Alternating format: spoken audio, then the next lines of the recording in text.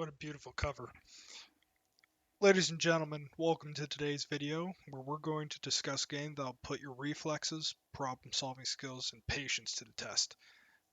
Today I'm going to talk about Katana Zero, a 2D action platformer that'll have you on the edge of your seat from start to finish. And I know I just called it a 2D action platformer, but I'm going to be real with you, this isn't a very good explanation of the game. It's really unique. The closest comparison that I'd make is it's a really strong fusion of Fury, particularly with like the music style and the combat kind of flowing together, and like when you're fighting a boss.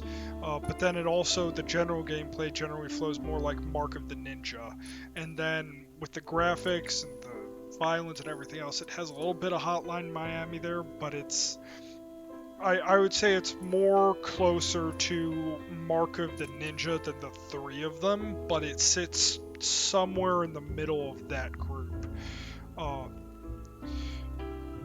biggest difference from those three, though, is definitely the narrative. It is much more of like a noir detective story where you're trying to piece together the truth about drug wars with a cyberpunk background, and then you have just these massive long-winded battles of just side-scrolling carnage that you're just running through, and it's absolutely great. But real quickly, let's just go take a look at the settings. You can see here you can change things like whether or not you get pauses on hits, which can be quite useful, but it can also kill you, so some people might want to set it. Skip, rewind, how you want to do the pull. Personally, I don't like the rewind, so turn that off. Slow down controls. Hold makes sense because you have to do a lot of micro controls, and toggling it can get you killed. Save the settings. Rebinding on everything. It is about what you'd expect. You can also do the same for controller, gamepad, graphics. It's about what you'd expect for most pixel games. So, actually, hold up. I realized that I missed something there. So, you can do that, and it just gives you the full option if you want to do it. So, not that I want to mess with that, but then there's the audio. It's very limited, but actually I think I'm going to drop the volume just a little bit because this game gets pretty loud, so hopefully that will be enough. But yeah, that's the full breakdown of the settings of this game. It's not very complicated. It is a pixel game, so there's not too much to worry about. I've already completed the game once in one playthrough, so we're going to go through on a new playthrough, and I'm just going to show some of it. And really, overall, the game really sounds generic, but it's very engrossing, surprisingly. You play as like a samurai-ish character that's doing assassination jobs, and you have the ability to slow down time and predict enemy movements is more or less what they explain.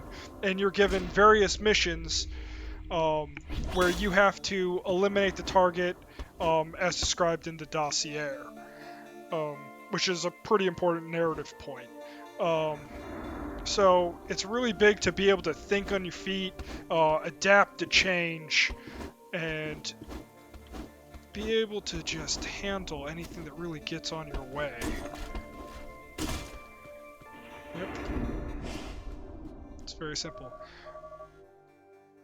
And while slow down time may sound really overpowered, it really isn't for how much you're going to end up fighting. But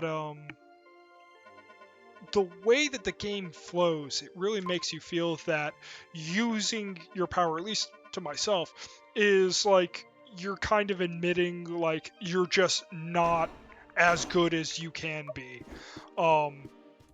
And it just is so satisfying. There's such an adrenaline rush when you get through an entire mission perfectly without having to use a slowdown ability. And of course, every time it starts out, you get a little bit of cool vibes to roll through. Oh, you can pet the kitty. Can't kill it though, which is good. Only a sociopath would kill a kitty.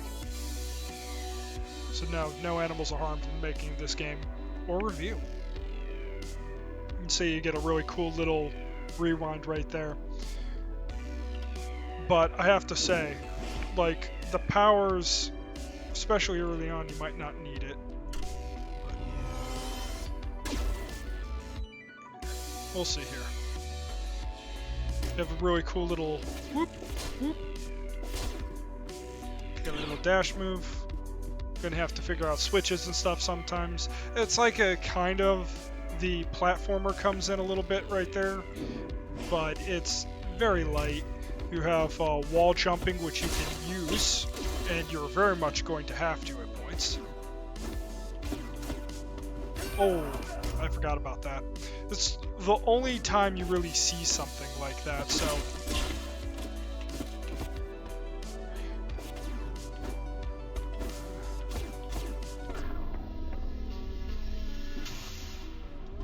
And you just do stuff like that. So there are some points where you really do need to use your power for like obstacles like that, but most of the time,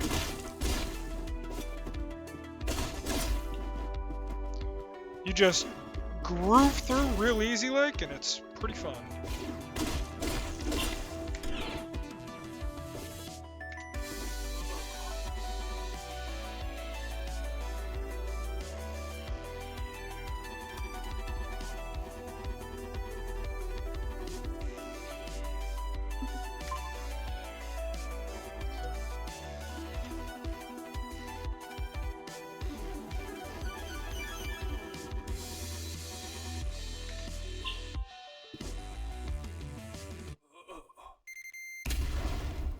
Well, shit.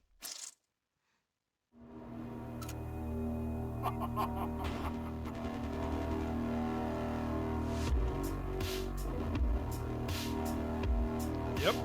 And that's, Yep. And if you fail, you gotta restart. But it's not always the exact same.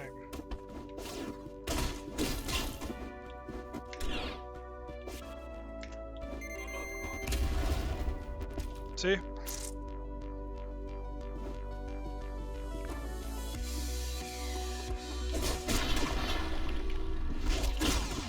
See? And right there, that's how you do it if you want to use your powers. But when you get really smooth at it, there are some levels that you just completely run through and just take everything out. And sometimes you have to figure out specific ways to go and complete assignments.